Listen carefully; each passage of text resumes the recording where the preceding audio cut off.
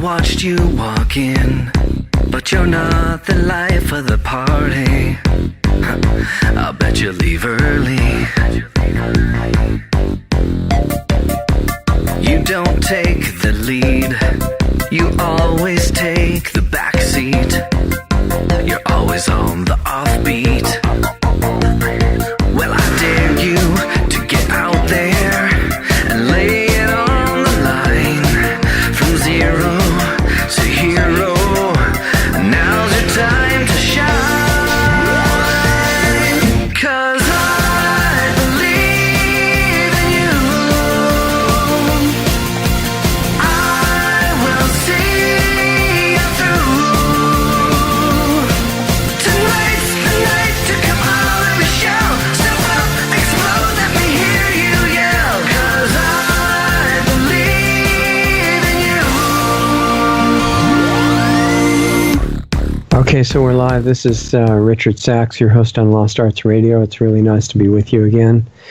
And we have a super exciting show tonight that'll be fun for me, I'm sure. And that's because it's about a subject that I really care a lot about called education. And I've been focused on that, really interested in its implications for my life and everybody else's since I was at least in junior high school. I had these imaginings of what a real school would be like as I sat there in incredibly boring classes, and an hour seemed like about a day. And so we were playing all these silly games to make the time go by with the other kids in class. And the thing was, I was interested in all the subjects, but not the classes, because they managed to find ways to make them all boring. And I think part of it was the idea that education had to be really hard, really unpleasant, complicated, hard to understand, so that you'd think it was really valuable. And it didn't work very well on me. I didn't think it was valuable because it was hard to understand. I just thought it was dumb, and the subjects were really exciting, and I wanted to get back into that. And over the years, I got more focused on what that would be like.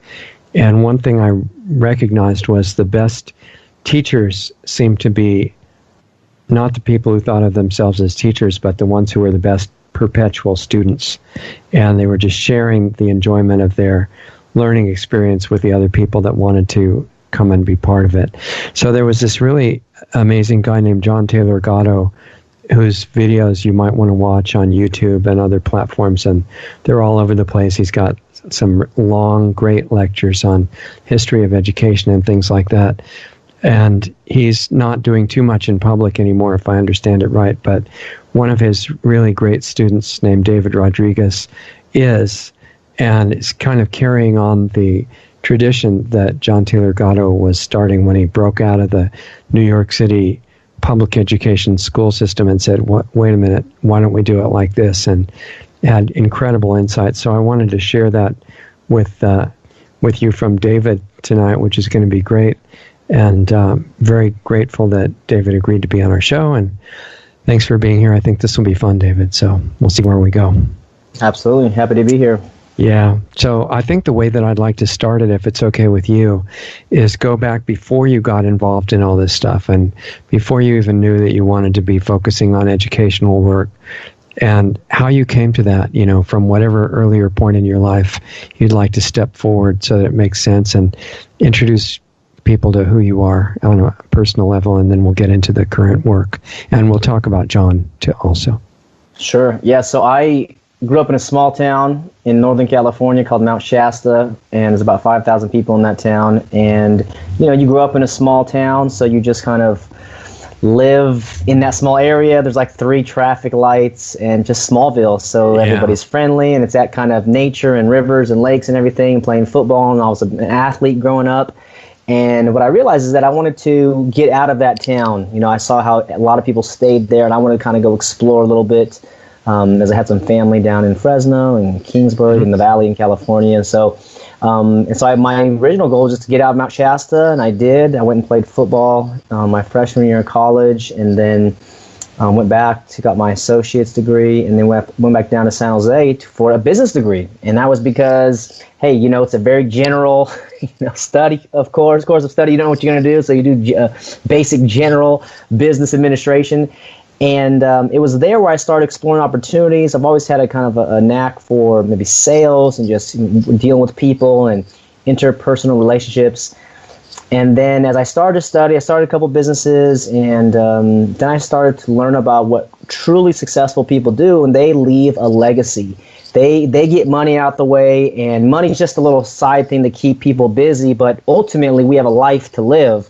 So I spent some time, I got involved in Christianity for a while and really was, searching for the truth.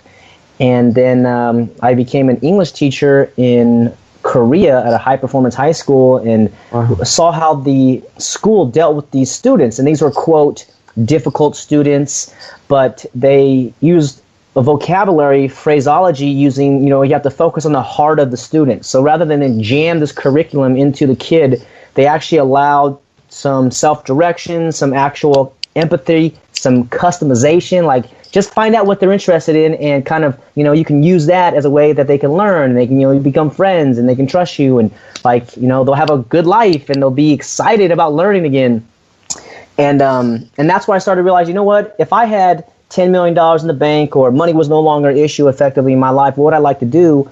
And I'd like to empower young people. And that's about the time when I started to dig deeper, and I learned about John Gatto and some of the other people, Charlotte Iserbyt. And I said, yeah, the school system really was boring, as you mentioned. And once I found out that that was intentionally designed that way, it took me some years to really fully digest it. I'm still digesting it, because such a hard pill to swallow that some people decided to create a system which created people that could not think for themselves. They just wanted obedient people. And so that was kind of my essence up into getting the education business and education world, and just being curious, perpetually asking questions. And for myself, I was kind of a question asker, growing up, and that caused problems with my family or with authorities. And I never got it. I was like, why can I not ask you? If somebody tells me a fact, I'm like, okay, where did you get that fact? Right. Rather than say okay, yeah, it's a good point. I should double check my facts. They're like, oh, you don't believe me? You're doubting me? I'm like, no, I just want to know where you got this information, because if you're giving me falsified information or skewed information, then it changes the whole context of the conversation. Right. So, that's kind of the build up to it. And then I just learned that there's better solutions out there. There's ways to go about it. And some of the great work of Buckminster Fuller and Gatto, of course, was that he said every child's a born genius. The challenge is that they get de-genius trying to please their teachers and please their parents. And I said, okay, I can agree with that, Mr. Fuller. And then Pablo Picasso said every child's a born artist. And then they lose that artistry as they age. So these great minds, and there's a lot of great minds who've had those kind of quotes. So I said, okay, if that's true, if every child is genius or artist or brilliant, then it is a crime against them to force this system upon them when I know other solutions exist outside of it. So also one of my mentors, a really successful businessman, he said, find an injustice that's worthy of you spending your life trying to correct. And I thought that was really impactful, because I was curious, where is the mentorship? Where is the leadership? Where are the people that can show you the light and not try to force it upon you, but say, hey, here's the options of what you can do for your life. And it's up to you what you want to do, based on your values and beliefs, these kind of things. And it's your life. It's up to you what you want to do. You can play small. You can play big. You don't even have to play at all. You can sit in a monastery and just go, be off in nature, whatever you like to do. But the realization that this is my life and this is your life. And if you're listening or watching, this is your life, so you have a chance, you have an opportunity to create something, and there is no normal way to do stuff. That's the other part of it. They say there's a million ways to skin a cat, or some, metaphor or analogy like that. It's right. There's a million ways to live a life. And my philosophy is that there's 7 billion types of intelligences, and that's because there's 7 billion types of people on Earth. And there's, work by Howard Gardner, who said there's 8 types of intelligences, and I thought that's better than 2, right? Versus just literacy and math, which are like the main things which people get shoehorned into, and if you're not good at that, then your life is going to be doomed, which is complete false, true lies. So that's kind of the build-up of just a small town guy, and wanted to live a life just like you. You're doing great work, and that's my attempt, also my intention. And it seems like young people have the power, and it's up to us adults and leaders to show them that you do have great potential, and here's some of the options, and go out and create a great life if that's what you want to do. Yeah, so in Korea, were you teaching in English or Korean? Yep. So I was teaching English, and they actually learn a lot of English in their schools, but they don't have a natural or a native English speaker there. So it's kind of like a real treat to have them there. And they're all like great, grammar, study students of it all. But actually having the freedom, and I don't know if you've studied other languages. I learned a little bit of Korean. I speak more Spanish than Korean. But just after you learn the book, then when you actually get dropped out on the street or you're speaking to a native, again, this self-conscious, this fear of making mistakes, again, coming from schools, in my opinion, but it's you feel like you're going to be judged, or you're going to be thought of less if you make mistakes in speaking another language, and that's not the case either. But yeah, I was teaching them in English, and it was really an amazing experience over there. Wow. So how long did you do that? Until what year? It was about, it was 2008 to 2009, so it was about a little less than a year. Okay. And then what happened after that? Okay, after that, I got recruited into a biotech company because the chairman of this nonprofit and this youth leadership organization, he said, "What are you doing out here in Korea?" And I said, I sold my business back in San Jose, and I just wanted to explore and seek truth and find out what's going on. And he said, "Okay, well, you want to go to New York?" And I was like, "Okay, what's in New York?" He said, "Well, we need an English speaker out there for the biotech company." I was like, "Okay," and that was like 4 or 5 months after I'd been in Korea. So he's like, "Yeah, we'll get you ready." And the next year, I went to New York working with this biotech firm dealing with plant stem cell technology, really exciting technology. I was in New York for about 4 months, and then the company was having trouble, and they sent me back to San Mateo, and I was out here. And then I started just to kind of realize what I want to do with my life. I mean, there's still pursuit of truth and, forgiveness, great things in Christianity, but I just didn't feel like it was truly empowering me. I think there was another agenda to use my life force for whatever agenda it was, and it wasn't like bad people, but the Bible itself has some questionable things in there that I couldn't put my life on. I'm looking to put my life on something that's rock solid, as it says in the Bible, built instead of versus a foundation of sand, a foundation of rock, and that was empowering people and understanding the goodness of children and all the great things they can do, the creativity, the resourcefulness, the persistence, the sincerity. I could really get excited about living a life like that, to empower those people and not trying to convert people to save them from eternal hellfire and these kind of things. But actually just say, you're free. You can pursue it if you want.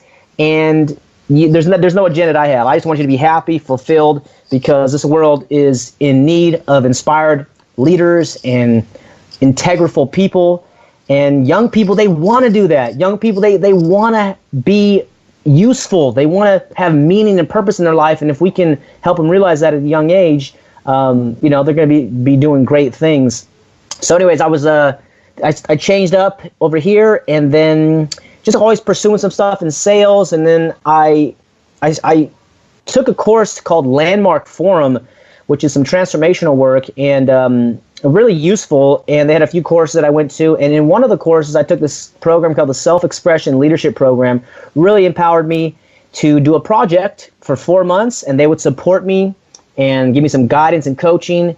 And what happened is I started this event. I started the Education Options Expo in 2014 because I wanted to empower parents to show them there's other solutions out there besides compulsory government schooling. You have all these different types of schools.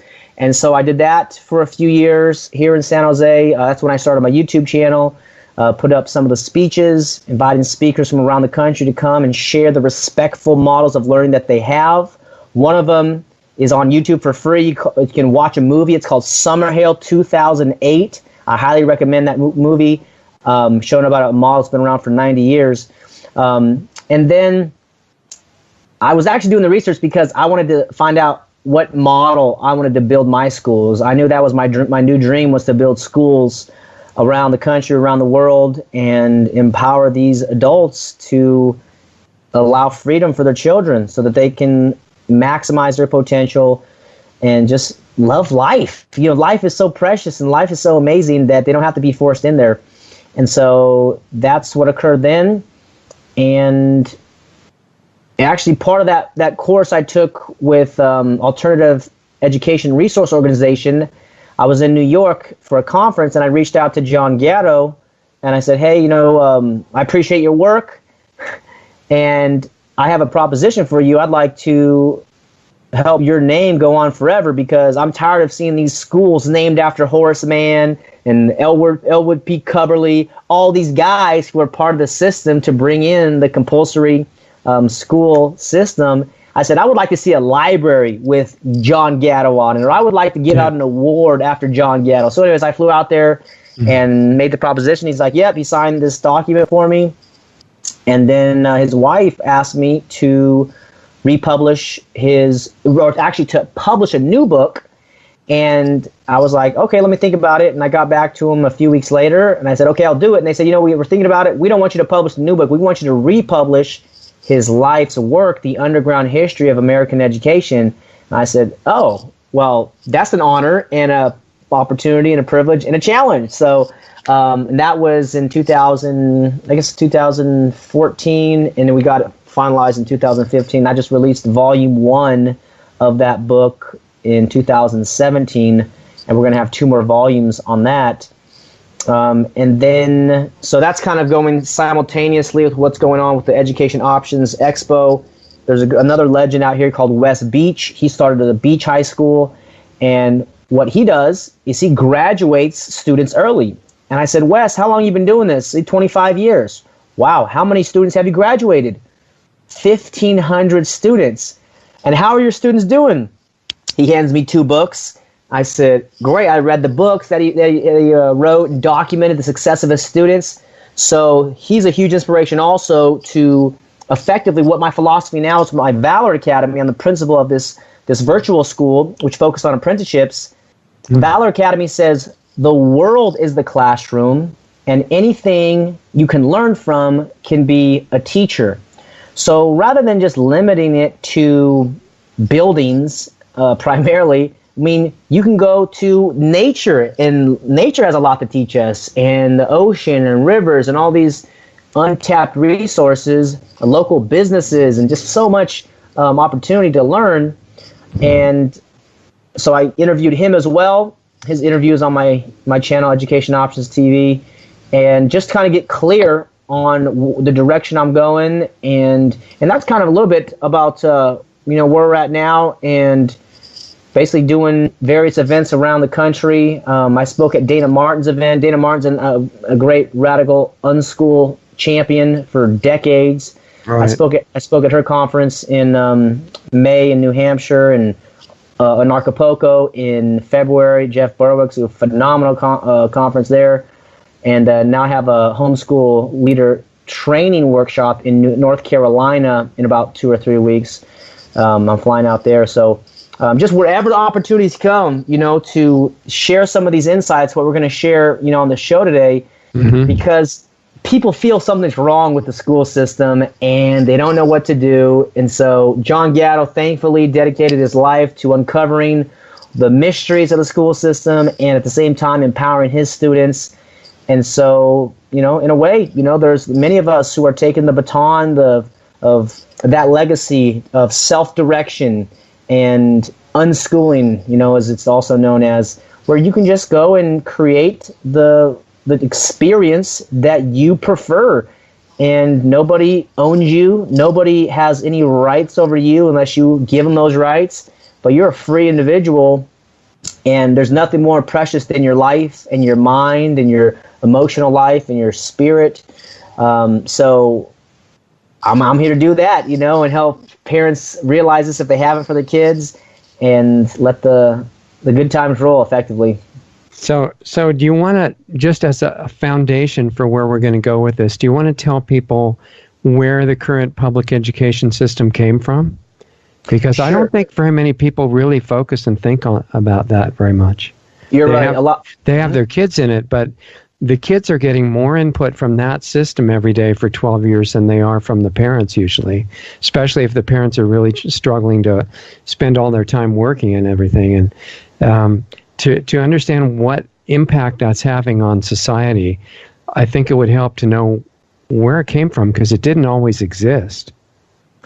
You are, very, very astute to say that, because a lot of parents don't realize it came from a military country called Prussia back in the 1800s, and they had the first compulsory school laws, attendance laws, enforced in 1819, and the specific purpose as in the U.S., right?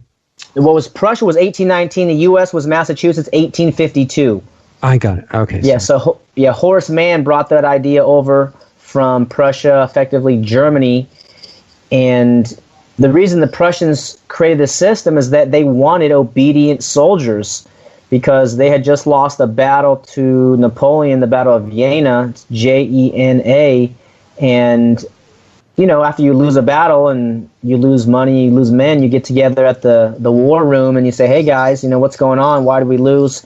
And they said, we commanded the soldiers to walk straight into the bullets, and they wouldn't walk into the bullets. So it's like, okay, so we got to figure out the system, and that's what they said. They want to create a system of schooling that trains the kids to not even be able to imagine to do anything other than what their school teacher would approve of.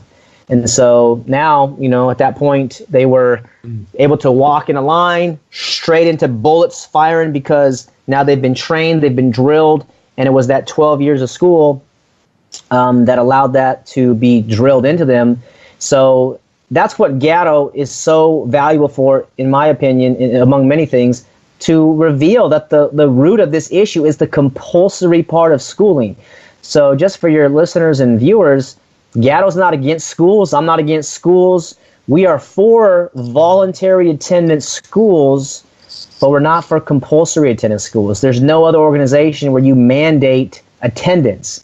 So that's where it came from, early Prussia, and then, 1852 in Massachusetts, and every few years it was passing, and it didn't get all 50 states, I think, until it was like 1920, 1922. So it wasn't this great, amazing gift to humanity that everybody's on board and say, yeah, bring compulsory schooling to my state.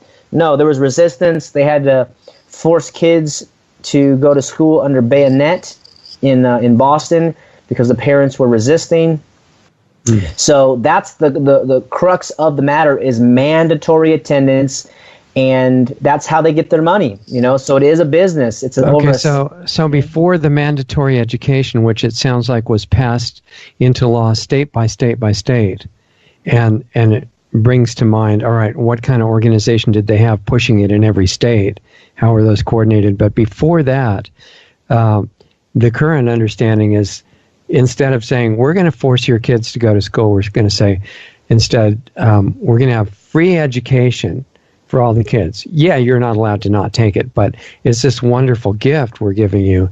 And it makes people think that before that started in all the states, which most people can't imagine now, the kids must just have been terrible and all really stupid and not know anything and stuff like that. What was it like before compulsory education in the U.S.? How did the kids grow up and learn things? Yeah, you can take a look at Alexis de Tocqueville, Democracy in America, that book that he wrote, but literacy was actually very high.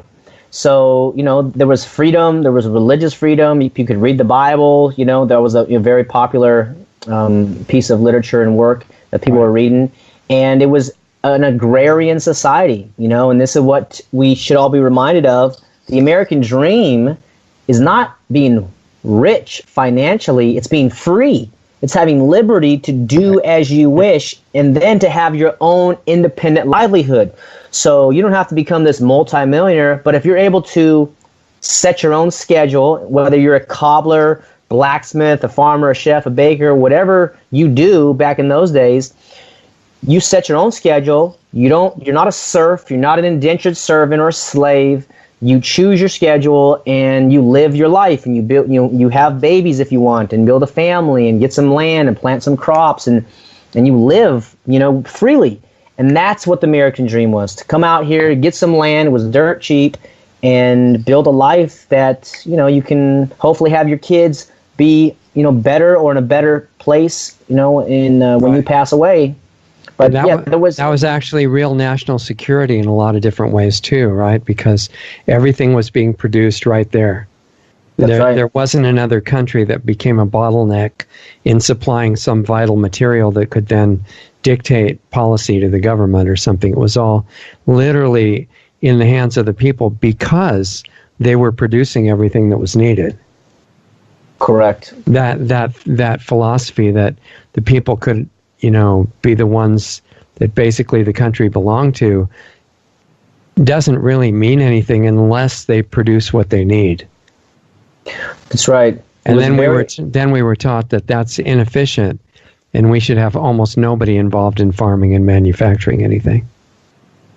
Yes, that's true. The self-reliance aspect of American life in those years was significant. If you didn't build it, there was nobody to build it for you. There was no government welfare because it was just land. It was just, bare land. So if you wanted something, you better build it. Yeah. And so that creates that persistent, that strong will, the desire to help your neighbors out, to trade, to barter, because I can help you, you can help me. There isn't this giant organization which is stealing money in the form of taxes from other people and saying, yeah, we're going to dish it out, take it from these people and give it to these people. Well, there were no income taxes before 1913, right? Right. And the government was, in fact, building Washington, D.C. and everything was accomplished without any income tax. And the government was making money from trade tariffs, if I understand correctly, which actually helped everybody in the country, because if it was cheaper or at least equal to buy something that was produced locally, then that created this huge self-sufficiency and people had skills to make everything. Now the skill is to go do what you're told, more or less, right?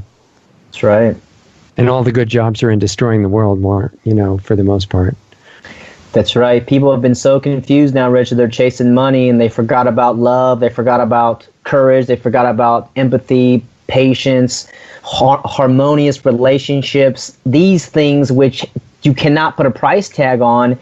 And a lot of it has to do with compulsory schooling, where for 12 years they confuse the children and instill statist type values from the U.S. and the local city, county, and they basically take the loyalty, the natural loyalty your child has to you as a parent, and then they shift that to the state. And we can talk about it later on, but it's like in other like Soviet Russia, they turn the kids against the parents. So it's like, oh, if your parents aren't supporting the czar, then you have to rat on your parents.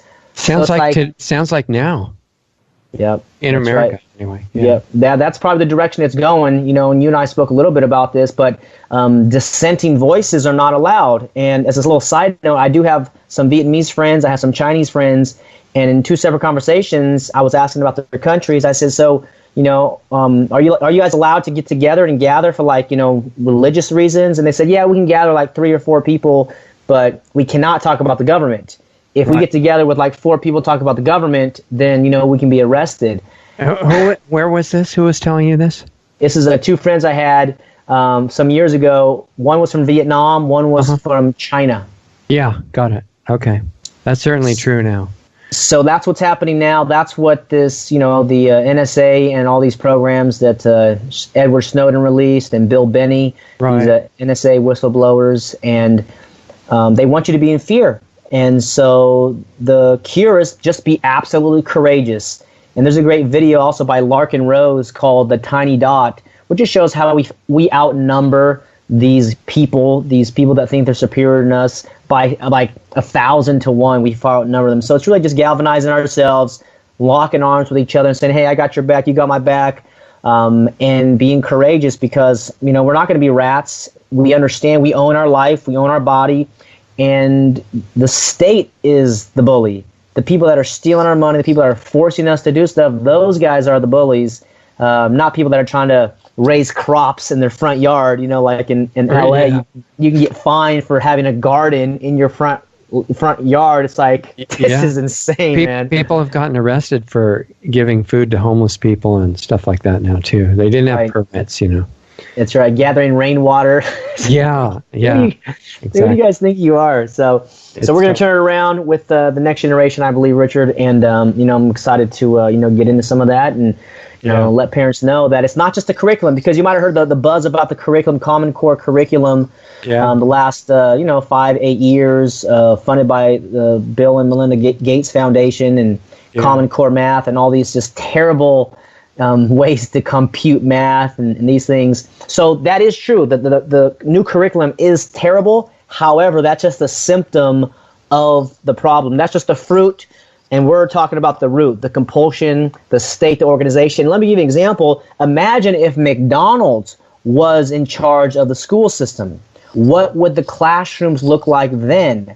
Well, we'd have the founder, Ray Kroc, on the wall, and the current presidents up until date will say, yeah, those are the good guys. And then they give us all these, lessons on how, the French fries with preservatives, these are good for you. And the bread with all the preservatives, this is good for you. And the ultimate goal of their school is for you to become a franchise owner of McDonald's. But if you can't become a franchise owner, you can become an employee and you can do the... Exactly. So and you'd have happy lessons, too, instead of just regular ones. Yep, that's right. Teach you to be happy, work in the fry area and flipping the burgers. And this is not to, demoralize anybody who works at these places. This is an example to show you whoever is in charge of this organization. I'm talking about in the U.S., there's 50 million kids inside the school system. Globally, it's estimated at 600 million kids. So just in the U.S., in California, I think it's about 6 million kids. So if you're in charge of that many young people and you can determine what type of content goes inside their mind, you can shift society. And that's what they're doing. They have these giant plans for a global government. They want to rule everybody. They want to, chip everybody. And it's like, I'm not going to sit around and watch you guys do this. We have the internet and there's courageous people out there like yourself and John Gatto, Jeff Berwick and Larkin Rose and these guys who I respect that are speaking truth regardless of what the consequences are, because we're free humans and humanity is what matters. People, what matters, earth even, plants and vegetables. Yeah, for sure. Two questions that come up right away with the practical application of what you're talking about. You're talking about kids mostly from K through 12, right? That's right now what you're looking at, because that's the most compulsory part. And they're trying to extend that downward into preschool and have compulsory free preschool so you don't get any radical ideas before you're learning to talk and stuff like that. So the question is, first of all, when you're trying to present these ideas of a really different kind of education, how much resistance do you get from the parents of the kids? Well, it depends on how much personal research they've done. And if they've done none, then I have to be a little bit kind of more gentle. And my mother actually is a retired school teacher, and I have family members who are in the school system now as teachers and principals. So definitely makes for interesting family reunions. And I love these people. You know what I mean? I want to let them know it's not you who is like the bad guy. It's the system of coercion. It's an institution. So in terms of communicating, I rest my hat, the foundation, on the mandatory attendance part. So I let them know I would never mandate you to be anywhere. I would never forcibly put you in a building for any amount of time, let alone 12 years during the most formative years of your mind. And a lot of parents don't know that you can be fined, at least in California, up to $2,000 and put in jail for a year if you have 3 unexcused absences. Whoa, So, I didn't know that. yep, that's in the California Educational Code. So, California is really leading the way in these things, isn't it? oh my gosh, yeah, it is. It is so far behind what people want. But there's, as you know, status agenda, control agenda, and parents don't realize. They're like, oh my gosh, I didn't know that. I said, well, have you ever heard of a truancy officer? And they're like, yeah, sometimes you get robocalls. Oh, your daughter was not at school today, this and that. The reason is that the districts get money from the state based on ADA, which is called average daily attendance ratios. So that's what they care about. They want your child's butt in the seat so they can say, is Johnny here? Johnny's here. Is Susie here? Yep. Good. So the system is all controlled with money, is what you're saying. The schools are paid for it. Absolutely. And guess what? The largest union in the country is the Teachers Union, the National Education Association, followed up by the American Federation of Teachers. And if you ever seen any of the documentaries of what happens when, let's say, an ambitious young person comes through and says, hey, I'm going to change the school system. Well, they have to go through the Teachers Union. They say, nope, we like it. We need our pensions, where we need higher wages. And they basically bargain all these things based on a compulsory system. So, hey, I believe if you want to unionize in a voluntary way, that's fine. But you are forcing kids to be there, and then on the other side of it, you're forcing homeowners in that local county to pay for it through property taxes. And this is like just this incredibly complex and sophisticated system where now you have all these financial interests that nobody wants to give up anything. Well, what about the teacher's pension? What about us? Well, I thought this is about the kids. Isn't this about the kids? Well, they say that on the outside, many of them. But even if you look at the undercover reports of Veritas, that's Veritas, he found these teachers, many of them don't care. And these book publishers, it's just about the money. So it is a huge financial system. Over $600 billion in the U.S. in the K-12 public system. Well, so if you're in danger of going to jail, if your kid doesn't go to school, how are you telling people they could deal with that if they don't like the kid being in school? So in some ways, you got to play the game, right? Because the state is the bully. They're the mafia, in my opinion, in their tactics. So homeschooling is legal in every country right now. So you go to your local homeschool association, you say, okay, what do I have to do? I mentioned North Carolina. North Carolina has pretty strict rules, but basically you got to file this piece of paper that says, okay, here's the name of my homeschool. I'm the administrator. You got to send them a copy of your high school diploma, your GED, and you have to keep attendance records, and you have to keep an instruction plan. But how West Beach has been doing it the last 25 years in California, God bless him, he lets the people know, my school, Beach High School, just like Valor Academy, the attendance policy is that the world's a classroom, so they're always in class. And the curriculum is whatever they decide that they're interested in, that's the curriculum. So he kind of puts it in that framework, and he said, no one's ever come to my home and said, okay, let's see your attendance records, let's see your curriculum. It's basically a lot of mind control to trick the people that you have to obey us because we're the state and we're superior than you. Whereas, back in the day, the government would fear the people. Now people fear the government. So that's the reason, we're under tyranny in some ways, pretty abundantly. But so you do want to play the game at some degrees. But at some point, like California with forced vaccines, at what point do you say, okay, the government says I cannot have a religious exemption, I cannot have a personal exemption, I cannot have a belief exemption. The only exemption is a doctor exemption. It's like, forget that, man. This is my baby. This is my child. Well, they also make it extremely unlikely that a doctor would ever give you the exemption because they can lose their insurance. Ultimately, maybe even their medical license if they start, endangering humanity by giving exemptions. So yeah, it's pretty tight. But And they tried to make that in California cover homeschooling too, and they didn't quite get it yet. But they are going to do whatever they can to stamp out homeschooling, right. And they're going to have trouble. Homeschoolers are fierce. They're passionate. They realize what's going on. And it might be too late for them because they let homeschooling go on for the last, 2 decades or so, 3 decades, letting everything become legal. And it's like kind of the genie's out of the bottle in some sense, right, especially with the internet. So there's all these testimonials, all these successful examples of people who've actually made it through without traditional forced schooling, through the homeschooling pathway. But I think at some point they're going to try to, clamp down on homeschooling, and it's just not going to work. They're going to try to use fear in the media. Yeah. But, however, some people are getting kicked off YouTube, getting kicked off Twitter, so they're getting their free speech. This is a big issue right now. I mean, the censorship on social media is really intense. There are thousands of people losing their channels, and Google and other search engines that are allied with it have become not search engines, but indoctrination machines. And it's getting really intense. In fact, literal book burning started a couple days before we're having this show, and Amazon is starting to ban large numbers of books that are not acceptable, just kicking them off Amazon. So that's just started. I thought pretty interesting. Yep. Yeah, that is very interesting. And I don't know how they're going to do it with archive.org or the Gutenberg Project, which are some kind of open source or some ways to store these digital books.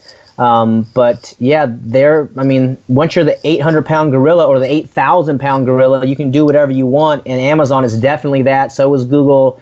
And so that's why it's quite alarming. So some of the hope that I have is that there's other technologists and visionary techno entrepreneurs, crypto techno entrepreneurs who are looking to decentralize the internet. I just learned of a project called the Nexus Project, which they're trying to create this new infrastructure, decentralize a new internet that can't be shut down. That's very interesting, I find. And, I'm learning about these things, but their plan is out. That's what I would say. Thanks to the work at tragedyandhope.com and Carol Quigley at Georgetown University, who revealed, the actual plans for these guys. And I don't think they planned on having the internet disrupt them in such a huge way. So that's why I think more than ever we got to speak our truth if we can. If you have a message, speak it, and be strategic if you need to, but make relationships around you and do not be in fear, because it is psychological warfare. It truly is psycho warfare. So as far as the kids are concerned, you're really encouraging homeschooling, right? Because that makes it possible for them to do these virtual programs through either Valor Academy or the stuff that Ron Paul's working on, or other people that are putting out these virtual educational systems that are really flexible and open. And to do that and not have trouble with the legal system, it starts with getting official approval for homeschooling for your kids. Is that right? Well, that's part of the process, but more important is mom and dad, whoever's doing the homeschooling, together ideally, if you get spouses on the same page, or if mom needs to make some girlfriends with other moms, or dad's make some friends with other guys. If you guys link up, 3, 4, or 5 families and say, hey, we're going to homeschool and we're going to inspire and empower our kids. We don't care what the state says. They're going to be basically unstoppable, because the state can only use so much resources to ruin one family's life. But if there's little groups, little pods of families out there, they can't do anything. They don't have enough resources to pay the cops, to pay the investigators, to pay all these, whoever it is, CPS, to go out there and enforce all this stuff. So it's all really changing the beliefs and the worldviews. Isn't that getting back in a way to the idea of, before any of this compulsory education stuff started, there was an in-between stage between when the kids were just helping on the farm and learning in real life, but then some communities started their own schoolhouse, and the families in the group helped run it, and maybe they chose a teacher to do some of the work, but all the parents were involved. That was kind of an intermediate stage before the compulsory thing started. It was an actual school building but it was kids of all ages together, and it was doing whatever the community thought was good for them. And it sounds like it's almost getting back to that, with a group of parents doing homeschooling. Maybe they don't have the one-room schoolhouse, but they've got, whatever they decide works for the group.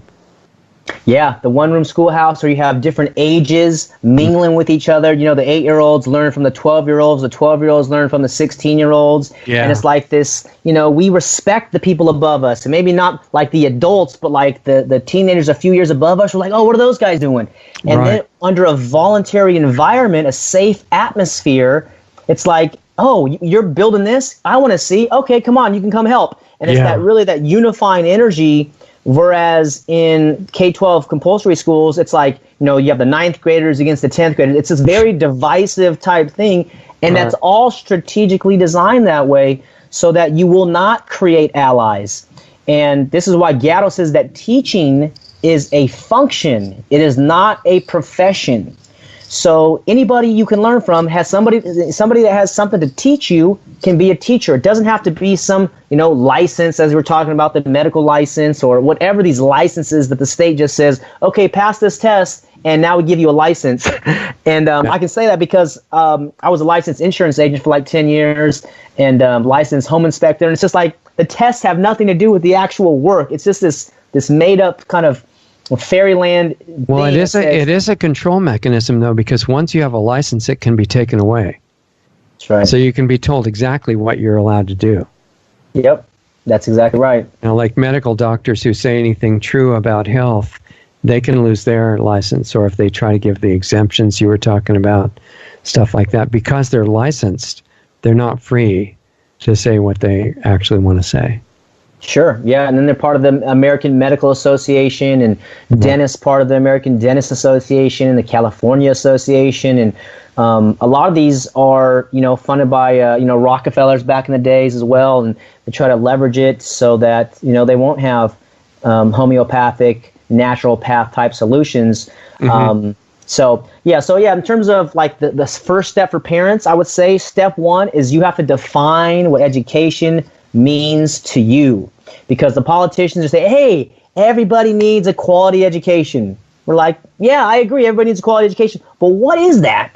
Is it a 4.0 GPA? Is it a perfect SAT score? Because I don't think it's those two. I think it's identifying your values that you want to live your life by, learning how to be courageous, learning how to express yourself, communicate, and all these things which lead to you creating a good life for yourself.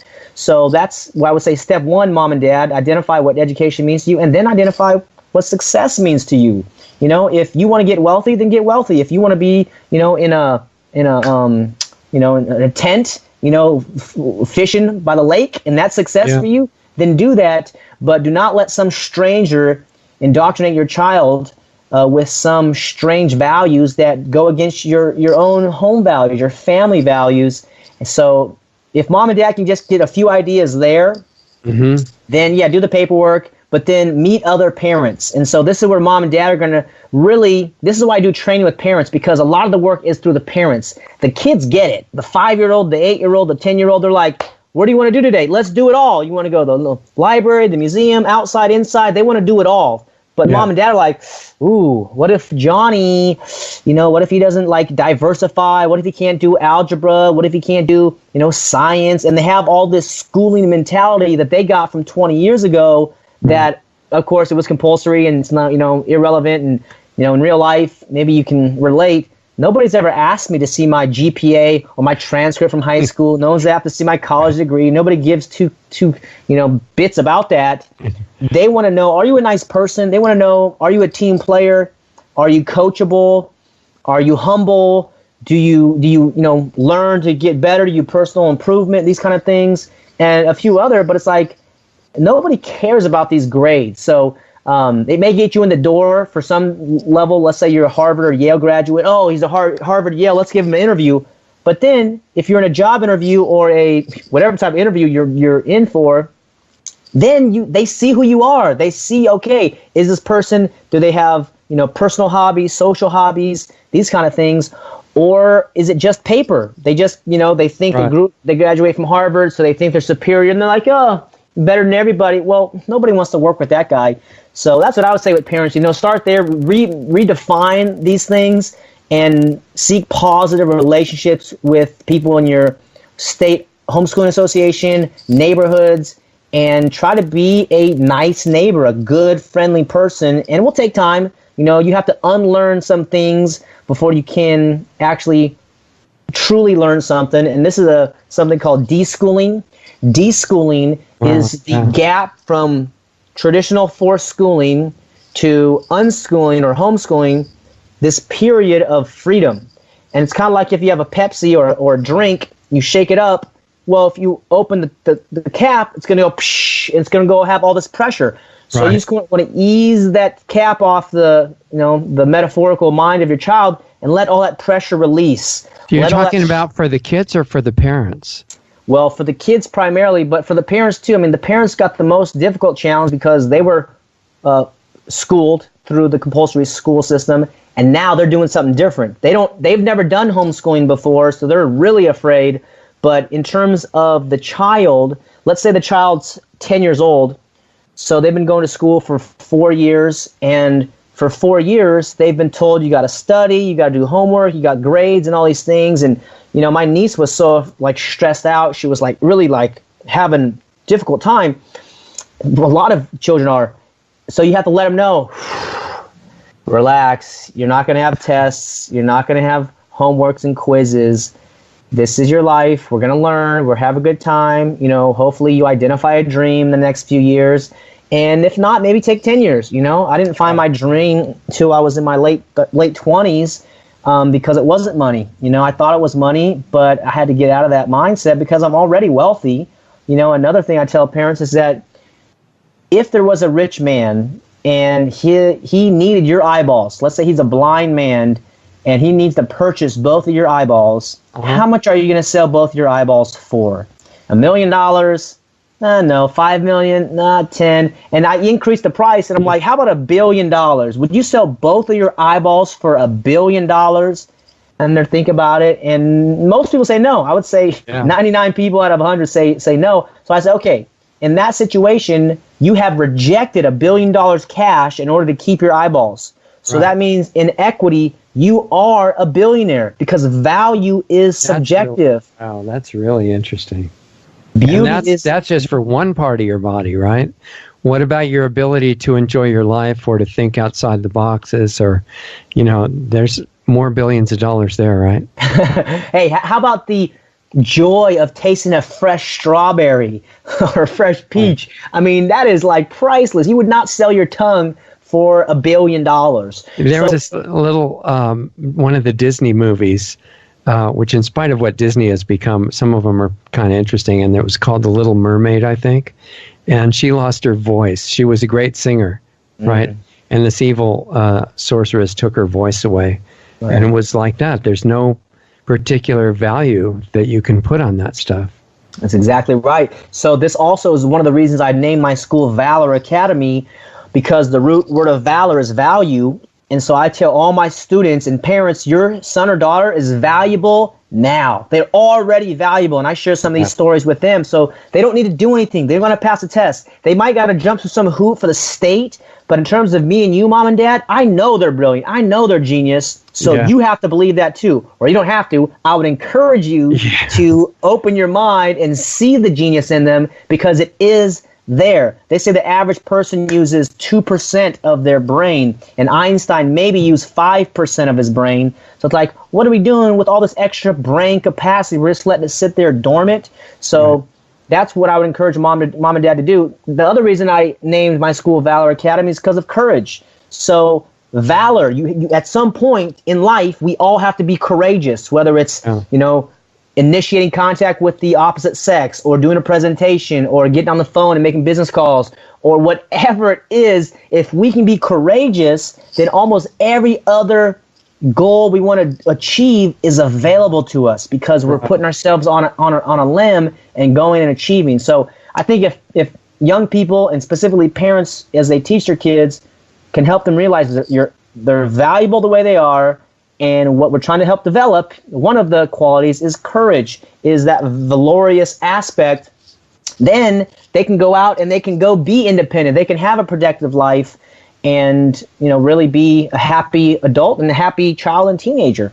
So you're talking about changing the archetype that is the model for the boys and the girls who are growing up. And even actually for the parents, even though they're already older, they can change their model of what they're trying to emulate in their life, right? Because like if you look at the whole system, you were kind of saying that it's all designed to create a certain kind of obedient people who can't think and have no self-awareness, especially, and stuff like that. And you look at Hollywood as a symbol of all the programmed entertainment we get, the archetypes that they're pushing for everybody to look up to are all killers. They're not people who really think about things, what they're killing for or who they're killing. It's just if they're the fastest killer, even the women now, the really heroic looking women, they all have machine guns and they're killing people as fast as possible, which makes you know that they're the hero. And you're suggesting, well, maybe there's more to the archetype that could happen than just that. That's right. And so many, they don't read much, and because they dislike reading in schools is what I found out. Yeah. And so they just consume this content. And another point is that a lot of our values and beliefs and decisions are made by our subconscious mind. We have a conscious mind, but then behind us, all these involuntary functions, breathing, the heart, all these calculations in our mind. The subconscious mind is so powerful as well. So these movies, the music industry, they get into our subconscious mind and put a lot of lenses, a lot of biases on us, whether it's conscious or not. And then soon people don't even realize why they're afraid to go in the dark, because they've watched movies where killers hide in the dark, and they're just so scared to be in that real situation. But it's all imaginary, and this is what they realized, years ago, 150, 200 years ago. They knew the human imagination was the gift. And that's why Albert Einstein said imagination is more important than knowledge, because knowledge just shows you what is, and imagination shows you everything which is available in all of the human mind and experience. So we want to help encourage the growth of imagination, the expression and development of creativity, because that's what's going to allow us to grow as a human species. And then your child, your son or daughter, as they grow that imagination, then you become closer with them and be able to empathize with them, and you see yourself in them, and it's like, oh, this is the full circle. And one of the other parts of it was that young people are so eager to learn if they have a safe mentor. And this is where, if, like you mentioned before, the kind of going full circle with the one-room schoolhouse, I just wanted a mentor growing up. I didn't know that's what the term was, but effectively I wanted somebody who could say, hey, this is how it works, little guy. Come show me, or I'll show you how it works, and we work together, and this will be a relationship.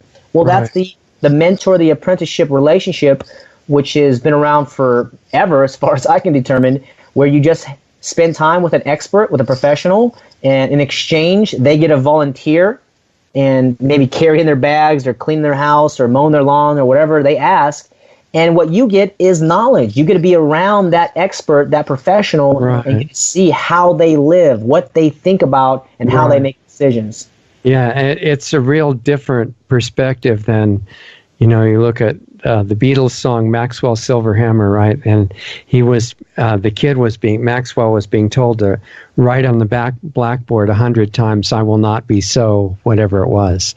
And it's just this discipline idea that they actually use discipline to be synonymous with subject, meaning that every subject is really unpleasant and it's really hard and you're going to be really unhappy while you're doing it. But then, you can dominate other people when you're done. So it's worth going through and losing all the enjoyment. And you're proposing kind of a different model, right?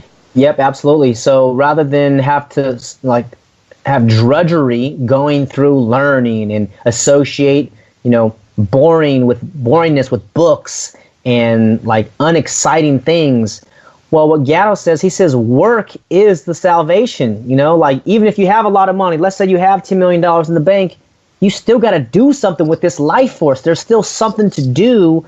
And one of the other courses that was really helpful taught me what was missing from your childhood. So just speaking to the parents out there, what was missing from your childhood?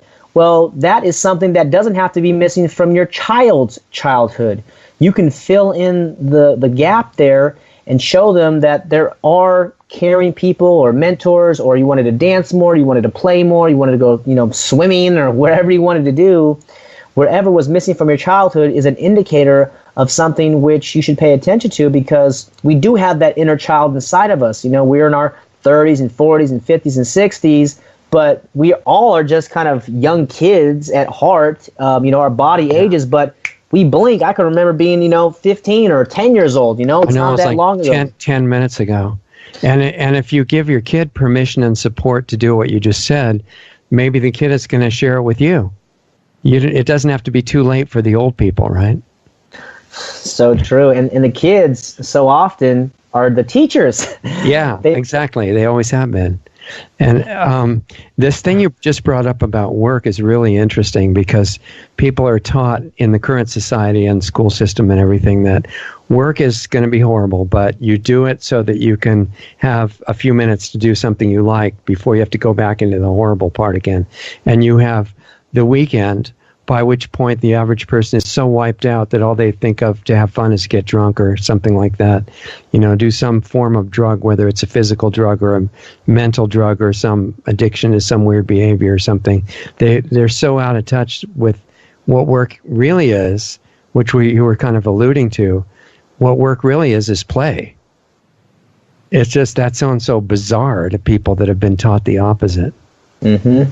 That's right. And since work is such an important part of life, you might as well enjoy it. And it's not like kind of change your mind to say, I like digging ditches as you're digging a ditch. But it's like, if you had all the money in the world, what would you do with your time? That was a question I didn't hear until I was in my 20s. And I'm like, I don't know. I need to think about that. So That's why I ask a lot of my students that question, what is the dream? And most of them don't have one because they went through the public school system. But I said, start thinking about it. Start thinking about what if you had all the money in the world, you had all the time in the world, what would you do today? What would you do tomorrow? Because if you can find that joy of expression, that joy of relating, that joy of whatever it is, maybe it is building houses, maybe it is building something else or doing art or creating of some kind. Right. Then if you just keep doing that, in 5 years and 10 years, you'll be an expert. And then people will come to you and they'll say, wow, Richard, you're great in this area. I'd like to learn. You say, okay, there's a fee. I'll teach you how to do it. Here's my teaching fee. Right. And then you can make money. And even if you're starting, there's so much that this is tied to. One of the guests we had on recently brought up the statistic that in America, and it's probably true in a lot of other places, especially westernized countries, but other places too, that 90-some% of the people in America hate their jobs, the ones that are working. And the ones that are dependent on the government, they have other things that they're unhappy with. And that's killing their incentive too. But even if you're starting digging the ditch or working in the cubicle office or whatever you're doing, if you change the attitude, it leads to other kinds of changes and things coming up that you didn't know were possible, I suspect, right? Mm-hmm.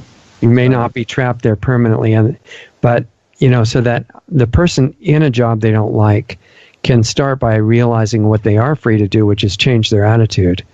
And that's going to make them feel different instantly.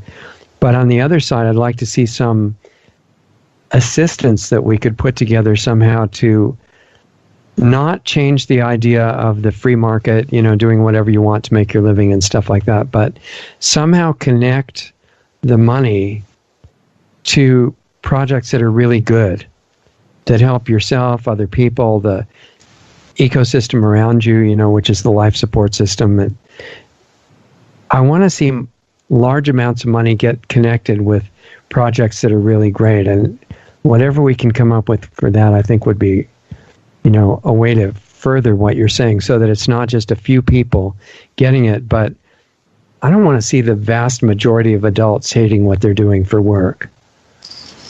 So, I don't either. Yeah, I think if you're happy doing what you're doing, then you're going to give out better energy. You're going to be joyful and give, other people, happiness. And unfortunately, people, they don't know it exists, right? They don't know that you can follow your passion, you can do what you love and make money because of what they learned in the school systems. However, there is communities that are growing, and Anarchapulco is one of them. This year, there's going to be over 3,000 people down there, and I was there at the first one, 150 people. But there's, Bitcoin, there's other cryptocurrencies and blockchain technologies which create wealth. And there's even a website called steemit.com. That's STEEMIT.com. You can write articles. And if people like it, for example, like on Facebook, you get likes and comments, Steem it, right. you get cryptocurrency. You actually get paid for writing a good article or making a good video. And then you can convert that into Bitcoin, spend Bitcoin, or convert that into cash. So there are these exciting technologies. So we really are living during amazing transformational times with the internet, with cryptocurrencies, the blockchain technology in general, which can't be shut down. And one of the speeches I heard from Jeffrey Tucker, he said the blockchain is a new type of property. It's not private property, and it's not public property. It's this kind of mixture between, because when you have information on the blockchain, it's in the public domain. It's visible for everybody to see, but nobody can take it away. So it's this new type of property, and he said it's going to change the way we do stuff. We're not going to need the third party. I think, that's why the government comes in, because they're the neutral third party when it comes to escrow or the police or the courts, right? All these coercive, violent gangs of thugs and just institutionalized right. violence. So then you'll start to see solutions arise that are on the blockchain, which is a public domain, and how Bitcoin gets rid of the bank. Because if I want to send you some Bitcoin, I just say, hey, Richard, what's your wallet address? I scan the QR code and I send it to you. It didn't go through Bank of America. It didn't go through Chase. It didn't go through these banks. It went directly to you. So I think the crypto space is really untapped, I think, still with capital and looking for good ideas. So I'm exploring that also. And, I think maybe in the future that'll be one of the funding sources if I choose to take on capital for, the scaling up of my schools and my right. Educational business, because they want to help. They truly want to help get people free from the schools and from this prison or slave system, as it seems to be. So you mentioned Anarchapulco. What is that, and why don't you tell people your understanding of what anarchy is, because I assume anarchy is connected to Anarchapulco, and most people see anarchy as the crazy people in black costumes that go blowing up stores and stuff like that. So what are those two things, anarchy and Anarchapulco? What's it about? Yeah, so anarchy goes to the Greek word, which is anarch, which is without rulers. So all anarchy is, we just don't want a ruler. I don't want to be ruled. I don't think you want to be ruled. And I think the more accurate term or less emotionally charged term is voluntarism. So it's just voluntarism, and it's just based on voluntary relationships. We're not going to force you to do anything. Don't force us to do anything. You're not my ruler. I'm not your ruler. That's really what it is. Everything's based on voluntary relationships. There's a principle called the non-aggression principle. I won't aggress against you. You won't aggress against me or my property.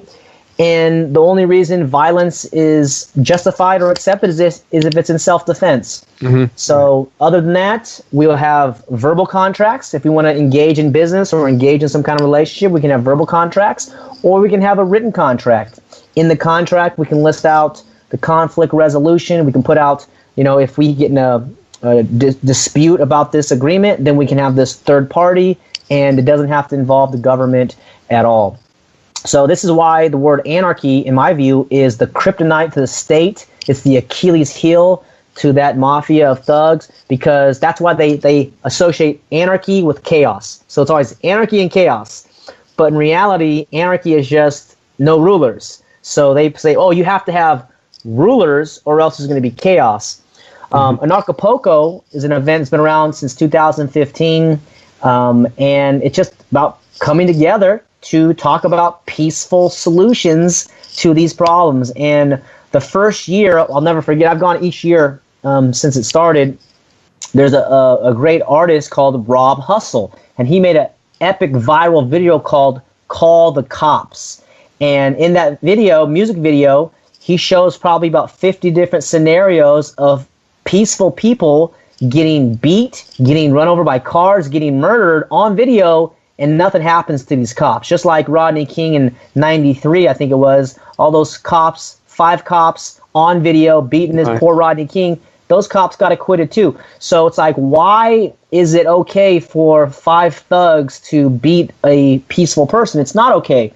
So at Anarchapulco, we explore different solutions to the state, the police, the financial system, the schools, the medical system, like everything that the state gets into. Basically, they turn it sour. They turn it into a monopoly of force and coercion.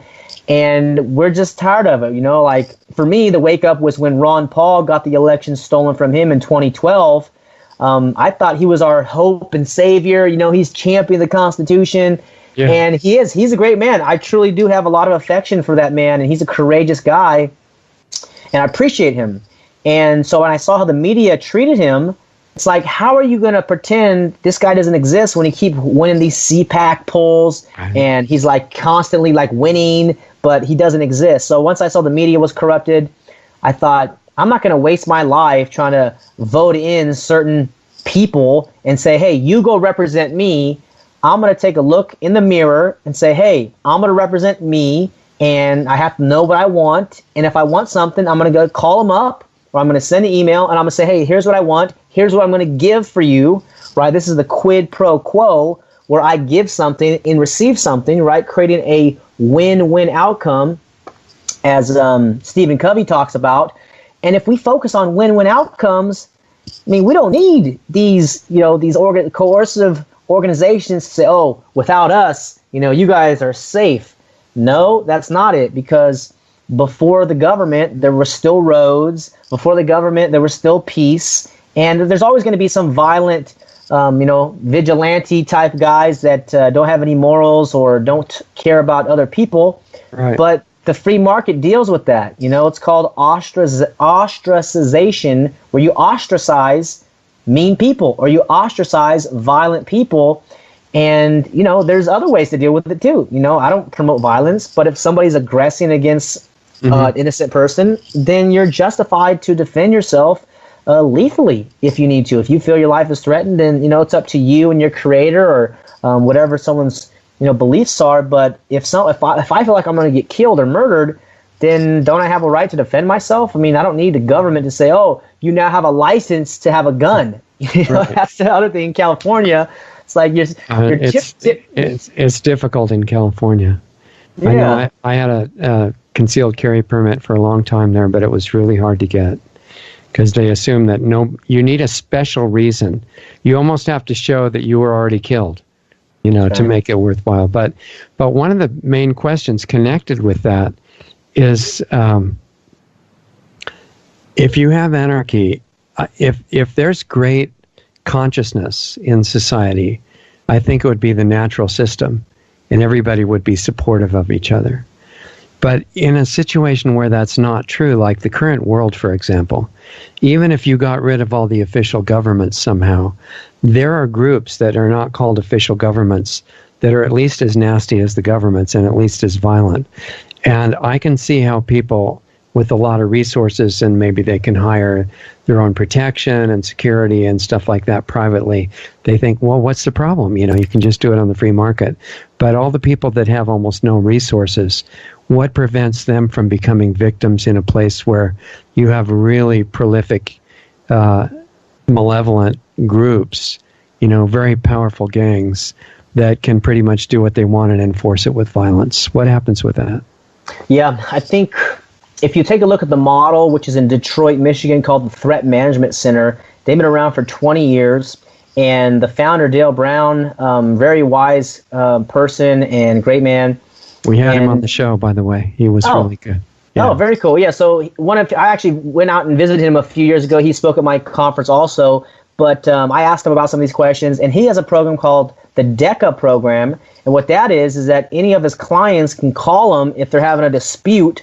The call, I think, is $10 for the call, and then it's $10 for 10 minutes for them to mediate the problem. So if there's a violent person or whatever it is, somebody's on their property or whatever it is. So in one altercation, it might be 20 or 30 bucks, 40 bucks to get some professional help. And he's been doing this for, 20 years. And so I've, talked with him and tried to encourage him to franchise as soon as he can. Yeah. Private police force that is doing a business. Correct. And he even strays away because he went through the whole last 20 years dealing with humans. And he's like, yeah, I would have like 30 or 40 employees, and they'd have, these guys would get together and like they would create a gang inside their own little force, and they have like secret handshakes. They're wearing all the military grub. And he said, I would fire 20 of them at a time and say, this is not a gang. You're here to protect the clients, serve humanity. And he has some really great ideas. One's called the anti-kill philosophy, and that is you treat the client like it was your brother. Right. So unlike the police who shoot first and ask questions later, right? You wouldn't shoot at your brother first. You would say, hey buddy, what's going on? You'd kind of. So this is love your neighbor as yourself applied to business. Correct. Right. That's right. And that's what he's about, and that's why he's has really good results. And he has a boat. He's got motorcycles, Hummers, but a lot of it is kind of imaging and branding, kind of setting that strong image. But deep down, he's a really kind, loving guy. If you allow me to say that about you, Dale, like he's really a nice human. I think he is. Yeah. Yeah, and he does want to protect people. So that would be the model, and the price would go down. And just like there's homeowners association where everybody spends $40 a month, and the house, the complex gets painted every few years. I went on patrols with him, and he was patrolling nice neighborhoods, and I was asking about that. He's like, oh yeah, we do random patrols around here. They don't trust the police because police take forever, but when they call us, we're there. So I think, yeah, definitely there would be some time of disruption, like if all state organizations, let's say the dollar crashed and they couldn't pay their employees. However, the state is the mafia. You've maybe heard of child protection services or medical kidnapping. If you don't vaccinate your kid or, some problem at school, it's like... Or sometimes if you refuse chemotherapy or something like that. That's right. Yeah, we don't want to put poison in our child because they're sick. We want to use maybe CBD oil or some other method. There's hundreds of methods out there, according to Dr. Leonard Coldwell, I think his name is. All these different cancer cures out there. And so they are the mafia. That's the problem. And one of the key points is that if the police come after you, you basically just put your hands up, because if you make a quick move, these guys are trained to kill you, and they can have it on video as that music video depicts. This is what happens when you call the cops. They can have it on video getting killed, even if you're mentally ill, and nothing's going to happen to these guys. So you got to be strategic. You're dealing with psychopaths generally. I don't want to broad stroke the entire police department or school or government people in general. I got family members working in government, but many of them have been dehumanized themselves, so they think their badge or their training gives them ownership over you. You have to obey me because I say so. Well, and, even if the vast majority of people in jobs like police are really great, if you have 1% that are really homicidal, it's enough to change the situation. Correct. And I would say it's probably maybe 50-50, maybe, who knows what it is. I think it varies by community. That's true. But the big question is the need for protection against the current evil, whether it's in or out of government. And I think when they were first thinking about what to do with the federal government in the U.S., with the idea that, they have the Declaration of Independence and things saying that your rights come from God and that you're born with them, not from government, and that freedom and private property and mutual respect and live however you want as long as you don't hurt other people intentionally. That was the basis that was agreed on, but they were thinking things like not just for the neighborhood, but for the country. What if we do start a country based on freedom, and there's a country next door that has a little bit different attitude, and they think if you show weakness, we're going to come and take over your property and, you know, invade your country. And there are huge groups like that, sometimes religious, where they're doing it for God, sometimes just because they want what you have. And they felt like a united, you know, government, which they were really worried might become criminal itself, but they couldn't see a way not to have it because they knew they could be invaded by this huge force, and if they were all individuals, they wouldn't be able to prevent that. And that was one of the justifications for forming the original federal government by people who mostly believed in freedom. So if you're going to think of a way around that, I think it would be great, but it has to be practical. I mean, how do you deal with things like national invasions, which are happening right now all over what used to be Europe and actually into the U.S. as well, from people that are not into freedom at all. They're into you being eliminated so that they get what you have. We have to come up with an idea that is in concert with total individual freedom that would be like also not just community but national protection until the world is nice. Yeah, no, that's the big question, national security, and I'm still learning about the solutions there. However, I think if people would join in voluntary alliances, this is one way, and I think this is kind of what the Constitution was talking about, having a militia, which is basically, you know, a neighborhood. Like, okay, you live here, I live here, and it's like, okay, you got some guns. Hey, if something goes down, you know, give me a call. You know, let's go protect our homes, protect our families. Right. Whereas they did not want standing armies, and standing armies are on salary, right? They're making money. Didn't they say that it could never have a standing army for something like more than 2 years or something? Yeah, I don't know the exact term, but I do know that they saw standing armies as the threat. And, you know, the reason one group would try to take over another group is generally for the resources. So this is like the tax base. Yeah. So they would seize the tax, you know, receipts, and that's attractive. Whereas a totally decentralized society that doesn't pay taxes, what are they going to do? They're going to have to fight us. Well, and you know, there was a statement, I don't know personally if it's true or not, but the Emperor of Japan, when Pearl Harbor was happening, was saying we don't really invade the mainland because everybody's armed. It wouldn't be worth it. Right. That's right. I think he said there's a gun behind every blade of grass. That's the militia. That's the real meaning of the militia, basically. Right. But you have to have the character. You've got to have the people who are in it, who are, you know, able to defend people. They have to be motivated by, like Dale Brown. They have to want to protect people, not show how tough they are. True. Yep, you're right. And I think as people like Dale Brown and other people come to the forefront and demonstrate, hey, you can still be a masculine man, and still have emotion and still love and still care deeply. Right. Again, you go into the archetype of these superheroes of, you know, they take bullets and they don't feel and they don't have any fears or worries. No, and there's never a gray area. It's always the bad people, and they only kill the bad people, right? So that's why they can still be a hero.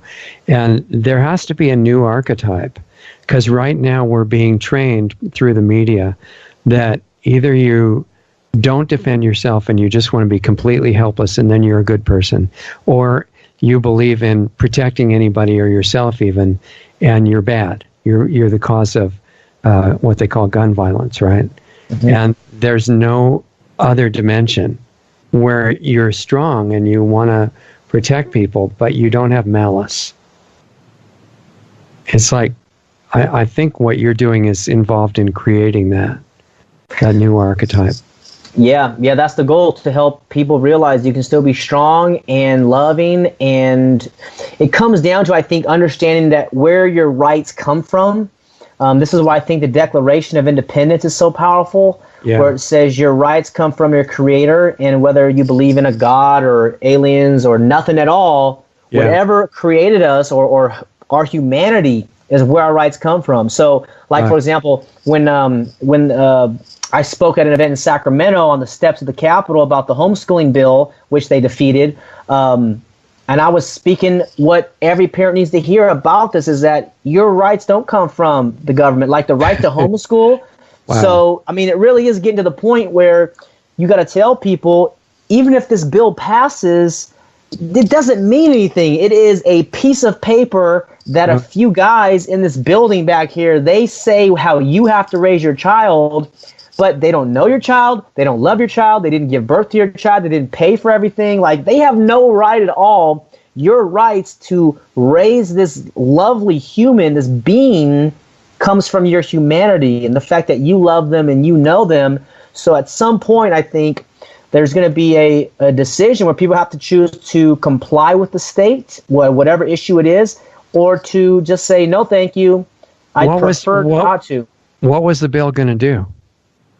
It was going to allow firefighters or the fire department to come inspect your home for homeschooling to make sure there was no fire hazards in your house as a homeschooler. And it's like, okay, there's never been a fire hazard before in homeschoolers. So it's basically called the incrementalism, right? The boiling frogs, little by little, they creep, and then it's pretty soon you're engulfed. Yeah, because pretty soon they could inspect what you're feeding the kids to make sure there's enough GMOs in the food and stuff like that, or that you have injections for the kids of all the required poisons and stuff like that. Right, yep. And there was another one after that I think it didn't pass also because there are people getting together, but it was basically saying if your child's not getting a quality education, then the state can intervene. If your child's not getting quality nutrition, the state can intervene. And these are all vague terms. What was that? The rights of the child or something, wasn't it? Yes, the Children's Bill of Rights. That's what it was. Yeah, that sounds fantastic. I mean, great. Kids finally have rights. Like rights to go live with CPS forever and stuff like that. Oh man, get put in the pipeline. And that's what's so important for people to think about too, is that when they name the bill something, you can bet most likely it's the opposite. Yeah, it's really good guidance, actually. You can go by the name as long as you reverse it. Yep. Mm-hmm. The National Defense Authorization Act, 2011. That sounds not just good, it sounds necessary. Yeah, that's right. And by the way, they can just haul you away, no judge, no jury, no phone call, no lawyer, if they deem you an enemy combatant or domestic terrorist. So if the government gets to start defining words, that leads to other things, right? Because, like, for example, people that are coming out of the compulsory education system, they tend to be easily fooled by words and definitions. And everybody is against... They want everybody to be nice and not hate anybody. So it's quite obvious that the government needs to prevent and criminalize hate speech, right? Because who is in favor of hating anybody? And the problem with that is that as soon as they define what the hate speech is, it's everything that forms dissent to the current policy, right? That was done in the Soviet Union a lot. And you get sent to a mental ward or to a labor camp or something just because you're such a bad person and we're obviously hating everybody. Mm-hmm.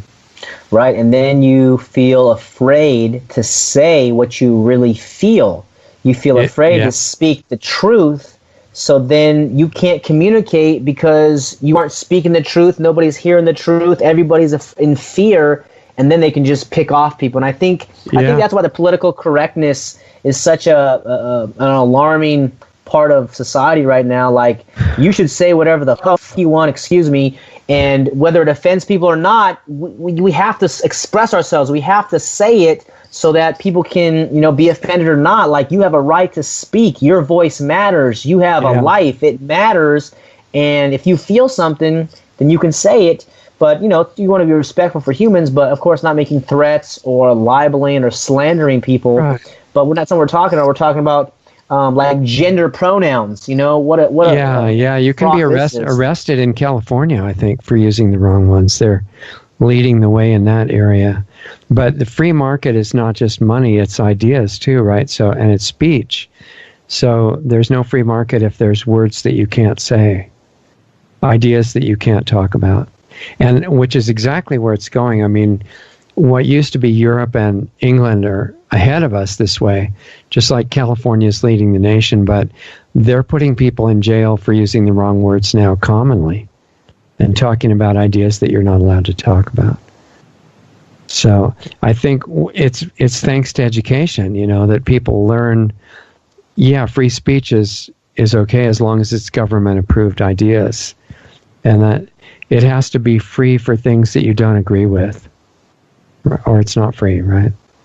That's right. Yeah, the government says you can play in this little box right here, Richard, but if you get outside of this box, now you're a bad guy, you're an evil person, and so we have to take you away or lock you up. But it's like, I didn't make any threats. What I'm talking about is a world where people just engage voluntarily. Oh, You're talking about anarchy and chaos. No, we just don't want to be ruled. We don't want to be ruled by you. And I think that's why the term has been demonized so much, because it is their kryptonite. And once the people realize we're just humans, and if you've traveled much, which I think you may have, I've traveled a little bit, but everywhere I go, people are pretty nice. Of course, there's some mean people, but people are generally friendly. They're not trying to force me to do stuff. And it's normally the government agents who pull me over and try to take my money and give me citations and say I got to get permission to travel and all these things. Like, private people pretty much leave us alone. So it's we got to be able to speak our minds. There are some big non-government groups that will kill you if they get a chance, and I'm not going to say the name of them, of one of the big ones right now, so we don't get thrown off our channel. But in Europe, this is a big problem, and there was a couple you may have heard of, man and woman, who were saying exactly what we just said, that everybody is basically good people, which is true, but they're subject to programming, and some of them, the programming's pretty nasty. And they rode all through Central Asia, and they had a group of people who just ran them over for religious reasons and just killed them. And there are, aspects like that in the current world where it's not everybody being nice to each other. And so I really think it's important, in order to give this voluntarism a good chance, to look at all these practical challenges and come up with ways creatively to deal with them. Mainly protecting people that don't have any defense. Right. Yeah, I think everything is going to go towards a decentralized type solution. And rather than say, hey, everybody's got to do it this way, I think as a free society, as free people, we just do it our way and do it in a way that's demonstrative to other people, say this is how it works, and then kind of go from there. But I learned a while back, and always relearning, I can't change people, right? I can care for people, I can love people, I can demonstrate and be a model, but I can't say, hey, live your life this way, because we all have our human nature, and so people seem to be most influenced by a model, by an example. Right, and so you can change people, just not by force. Because whoever you are is changing people because they're influenced by you. Right. And it also strikes me that, you were talking about the rights coming from God or from nature or whatever you believe, but they belong to you. They're not a gift from the government. Well, if that's true, and I think it is, that means a few things. It means it doesn't matter if your country has a Declaration of Independence. If you're living in a communist country or some other type of tyranny where they tell you everything you can and can't do, you actually have the same rights as a country that recognizes your freedom. And it also means, people have said the Constitution only prevents government from going against it. That's really not true if the Declaration of Independence is included. Because if everybody has rights for these freedoms that you're born with, then nobody can really legitimately trespass on those, right? 100%. And this Not is just why. government, That's right. companies, corporations, Right. My right to my person, my right to my privacy is something that's mine. And I was born this way. It's not something that somebody gave me. And this is why, like flying with the TSA and going to the airport, and, I'll tell these guys, I opt out every time. I don't go to the body scanner, and then they pat me down. I'm getting pat down, and I say, there's other ways to make money, man. You don't have to violate people's privacy rights to make money. And I try to be nice and humane to them, but it's like these people are rubbing my genitals because they are thinking they're protecting freedom, but I got to let them know you're violating me right now. Like, this is not okay. And they say, well, you can go out the gate over there. You don't have to fly. It's a privilege to fly. Right. Any kind of traveling. In fact, that's what they did with driving, because originally, and you probably know all about this, but there were no driver's license originally required when people started operating vehicles. And they defined a term called driving, which was actually a commercial use of the highways. And they made a license for that and then told everybody else, you're all driving. But actually they weren't. It's just twisting words like that. I did hear about that. And I did try to, consider going down that route to do that. I heard of another guy who put on his license plate, not for hire. And when he gets pulled over, they say, well, your driver's license, I'm not driving. You're not? I'm traveling in my car. Yeah. Oh. See, he's right, but you have to choose where you want to put your time. Because if you're going to get pulled over and have to explain that every 20 minutes, and you can't live the rest of your life, practically, which way do you want to go? That's right. It's tricky because idealistic people want to say, wait, I just found out the whole driver's license thing is a scam. But then if they get into it, they have to give up the rest of their life to deal with it. That's right. Yeah. I just tried to defeat this speeding ticket recently and use the techniques that Mark Stevens talks about on YouTube. And he does get some successful results and some not. Yeah. But it was interesting because every time I pay the fine, $300 or $400 or $500, okay, you steal my money and okay. But I was like, I'm going to try this. I'm starting to get to the point where I'm like, I want to see these guys really just expose the violence and coercion that they are.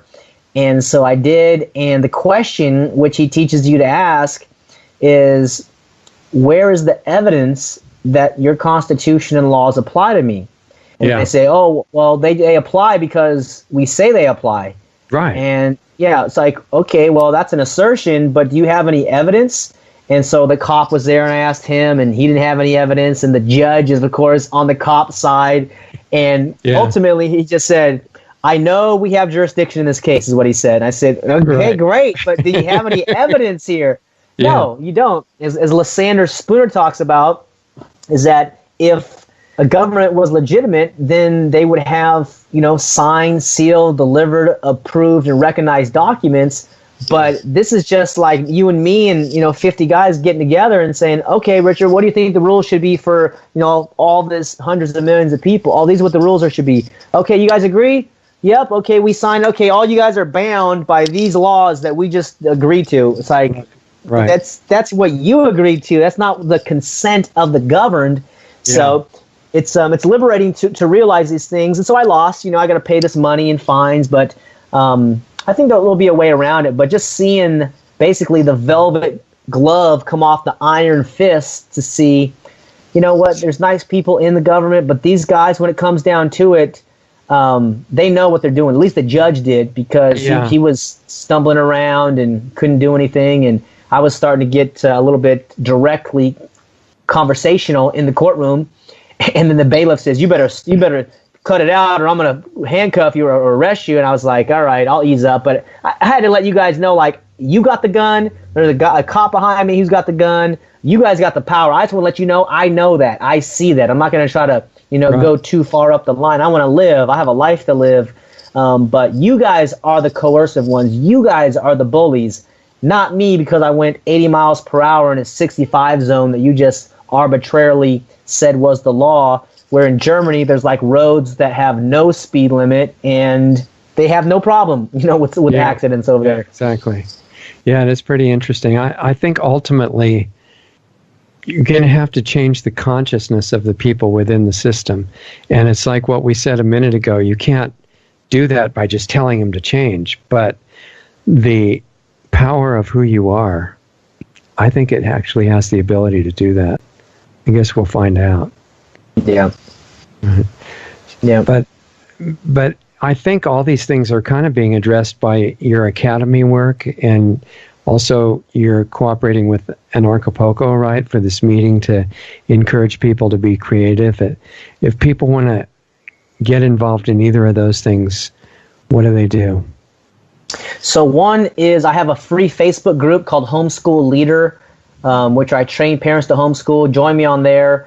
Valor Academy, you can email me at info@thevaloracademy.com. I can help your teenager graduate early. I can even help him or her transition to the community college or find apprenticeships. I have a talk on YouTube called How to Find Apprenticeships, which I speak about the methodology for about 20 minutes at my expo. And then for Anarchapulco, what I can offer you is you can get 10% off the tickets. If you use the code VALOR, VALOR, you'll get 10% off. I did hear out of the 3,000 tickets, 1,500 have already sold. So I think we'll probably sell out in maybe a month or so. The hotel is going to be all sold out, so I would not delay. I don't know when this interview is going to be uploaded, but I would not delay. It's going to be awesome. It's right on the beach. It's a 5-star hotel. The rooms are probably $100 or $110 a night. You can get 2 queens or a king. You can share it with a friend. There's also a Facebook group called Anarchapulco Roommates. You can meet really cool people and room up. They're going to have sites on the beach, I think. So if all the rooms sell out, you can camp on the beach. But it's just a lovely place, and I would recommend anybody who's interested in freedom, in cryptocurrency, and having a good time, and actually finding solutions to these problems. Because, Richard and I just talked for, an hour or two, but imagine 3 days, 4 days, 5 days. I'm hoping to go down for a week or two, maybe longer, so I can be there. I feel more free in Acapulco. There's no cops running around trying to give me tickets, and, there's not a last call for alcohol. You can just drink whenever you want and nobody cares as long as you're being peaceful. You're not being a bully, right? We're not saying you can go out and be a jerk to people, which some people do when they drink, but we're not recommending you do that. But you have a good time. You're going to be safe in this place. And it's just very inspiring to see people talk about these ideas. We're talking about the political correctness here in the U.S. and California.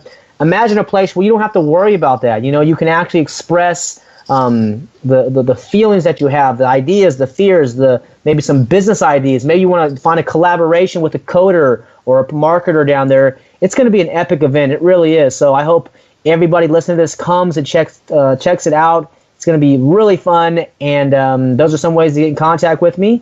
And I also should mention, this is the book that I published with John Taylor Gatto.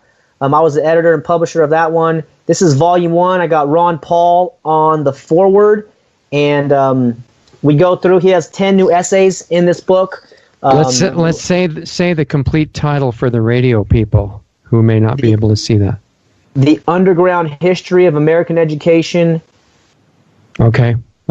Volume 1, subtitle, An Intimate Investigation into the Prison of Modern Schooling. And this is the book that's been out of print for 15 years, and we just got it out last year. Wow. And really exciting, great information in there. Check out John Taylor Gatto's YouTube channel as well. He's on Twitter at Real John Gatto. I'm on Twitter at Principal DJR. It's Principal David James Rodriguez. On Instagram, The David James Rodriguez. And reach out to conversation. We all have a lot of unlearning to do, including myself. There's deep programming. However, if you connect with people, as you and I have, Richard, really enjoyed the conversation, and people in your audience, and people in Acapulco, people at other events, share the ideas and realize there's other people who realize the funny world we're living in, of the matrix of coercion and force, and there are solutions out there. So hopefully together we can build them, inspire the young generation to help build and lead us, so that when we're old and 120 years old, or however old we make it, that we'll be confident in the next generation to spread peace, freedom, and love. And Acapulco is also going to be talking, some people down there will be talking about unschooling, right? Yep, the producer is Dana Martin down there, and I'm in communication with her about having a workshop. I think the workshop's going to be called Raising Free Children or Raising Free Kids, something like this. And we'll be talking about the unschooling and talking about the apprenticeship model and the holistic view. And I don't know if I mentioned it, but homeschooling, unschooling, it's like a lifestyle, you know? So it's not like something you do from 8 a.m. to 3 p.m. It's like a way of living, a way of being. And as Dana says, everyone's needs matter. So whatever the problem you're facing in your family, hey, I have this concern, I have this need, and you have this concern and this need. So how can we work together? Because it's not like I'm the adult and you're the kid and, you know, I'm superior. You're equal with me. We are humans. I just have to be a little bit older, but it doesn't matter. Your needs matter too. So, yeah, she'll be talking about that. Ron Paul will be down there, Judge Andrew Napolitano, David Icke, Cynthia McKinney. Yeah, a lot of big names. And so that's why it's going to sell out here. So David Icke, Ron Paul, who else did you say? Judge Andrew Napolitano. Oh, yeah, right. Cynthia McKinney, Max Egan, Larkin Rose, of course, Jeff Berwick, the Dollar Vigilante. Right. And basically people that are doing stuff, you know, they want to be part of the establishment. They want to be independent. You know, a lot of entrepreneurs, self-employed people. And again, maybe if you're looking for a position or a job, you know, make it a business trip if that's what you're looking for. You want to work with people that love freedom, work with people that are on board with the non-aggression principle. They're not going to force you to do anything, and you're not going to force them.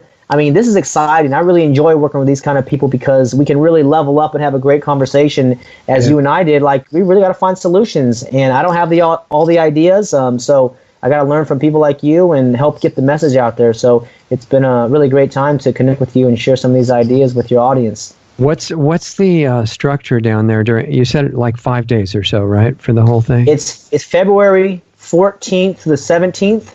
So it's 4 days. I think 4 days, and I'm still determining when the workshop will be, but if you can come down for a week, you know, that would be great. But if you just come down for a few days, you know, it's a weekend event. And is there a whole bunch of stuff happening at the same time, so you choose which parts you want to go to, or is there an opportunity to see everything, or how does that work?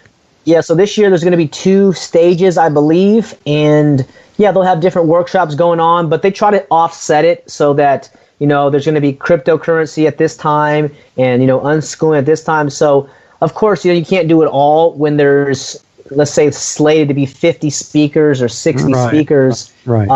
But you can get the live feed version, like the live stream version, and you can get those videos recorded later. Or you can go to their YouTube channel, Anarchapulco on YouTube, and they're uploading some of the speeches from this past conference in February. You can see some of the talks maybe you missed. So, yeah, what I would say is if you're going to come down there, just have some clear intentions, what you're looking for, some fun, some solutions, because you're going to be having a great time with everybody. So the time's going to go by. You're going to be able to have these conversations. It's going to feel like a 10-minute conversation because you're actually in alignment with somebody. Your vibrational frequencies are connecting.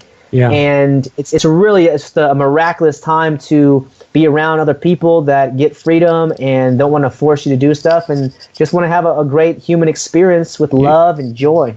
You're talking about uploading past talks, right? Like, if for the people that can't go there in person, is there any way to get any of it electronically? Yep, there will be live stream versions as well. That should be on the website. Okay. So, yeah, you can get the live stream version if you can't make it down to Acapulco. And what website has that? Anarchapulco.com. Okay.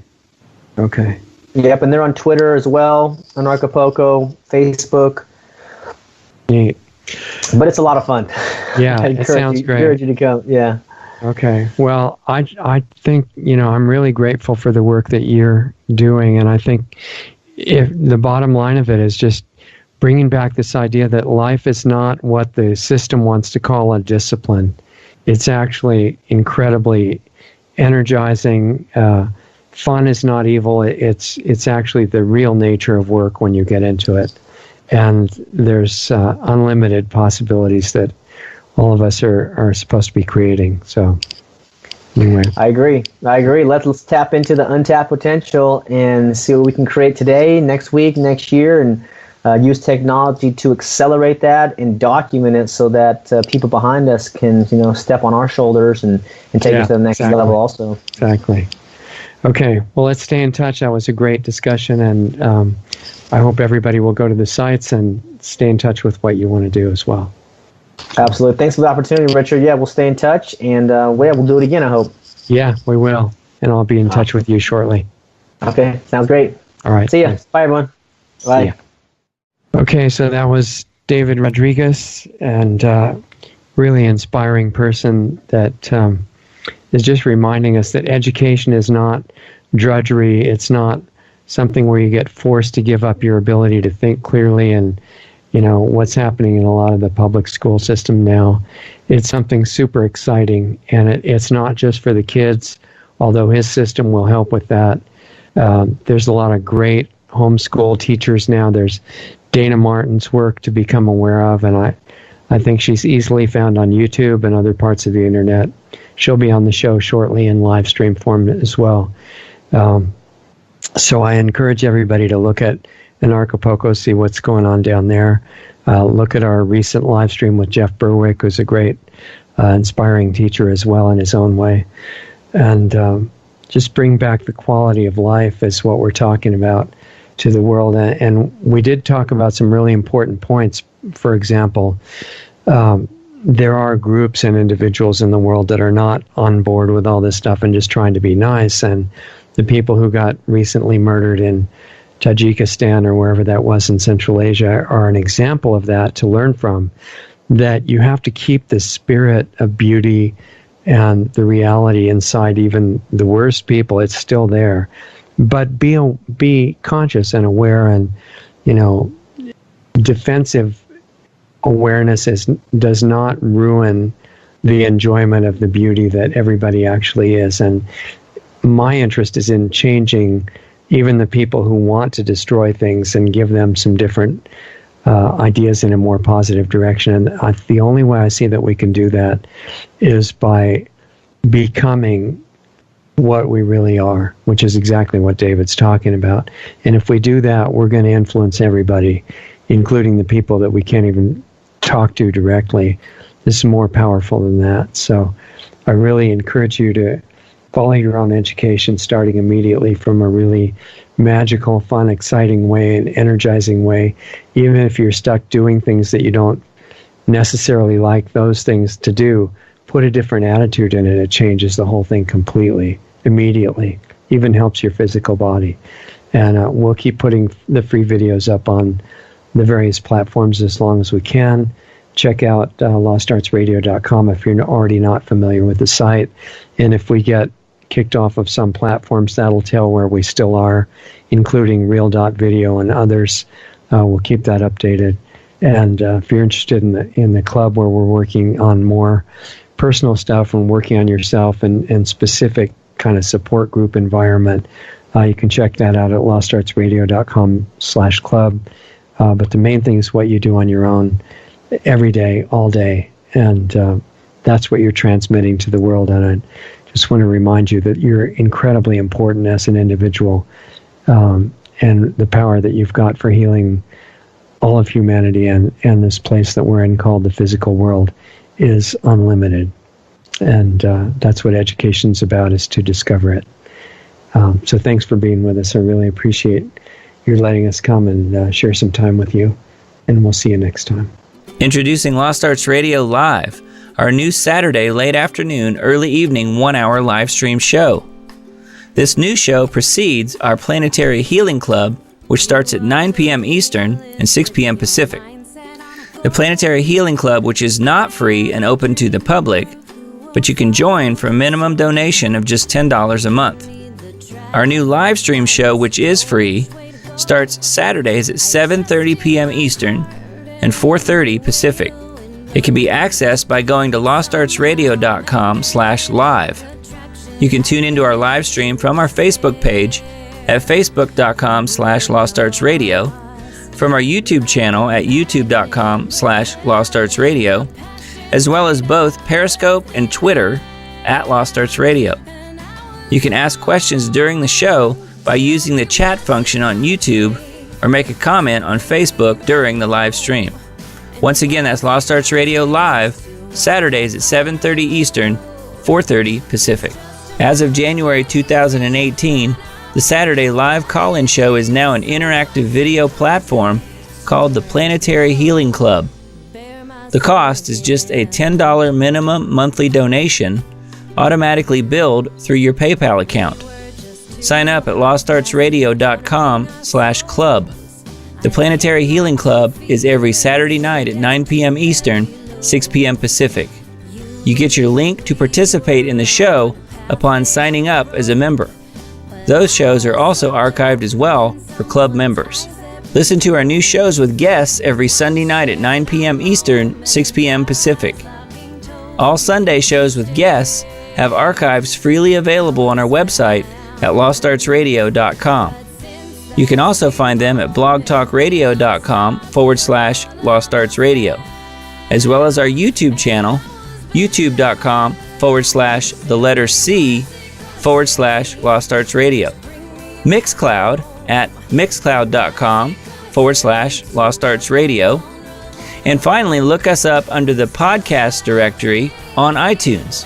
Find us on Facebook at facebook.com/LostArtsRadio or on Twitter at Lost Arts Radio. Be sure to join the free Lost Arts Radio Facebook group as well. Just search for Lost Arts Radio Group within Facebook. You can also join our forum on our website if you want to interact with other listeners. We also have links to all of the great independent musicians whose music we feature each week on Lost Arts Radio. When you do your Amazon shopping, please use Amazon's Smile program at smile.amazon.com. And when you choose Lost Arts Research Institute in Sedona, Arizona as your charity, Amazon will donate 0.5% of whatever your order total is to Lost Arts Research Institute to help fund the building of the school and keep our radio show on the air. Please visit lostartsresearchinstitute.org for more information on the school we want to build. Be sure to sign up for our free weekly newsletter on our site under the Radio Show tab or right from the button on our Facebook page. Contact Richard at richard@lostartsradio.com or myself, Doug Diamond, at doug@lostartsradio.com.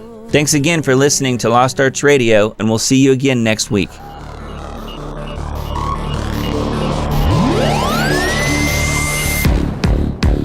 I watched you walk in, but you're not the life of the party. I'll bet you leave early. You don't take the lead, you always take the back seat. You're always on the offbeat. Well, I dare you to get out there and lay it on the line. From zero to hero, now's your time to shine. 'Cause I believe in you. I will see you through. Tonight's the night to come out and we shout. Step up, explode, let me hear you yell. 'Cause I believe in you.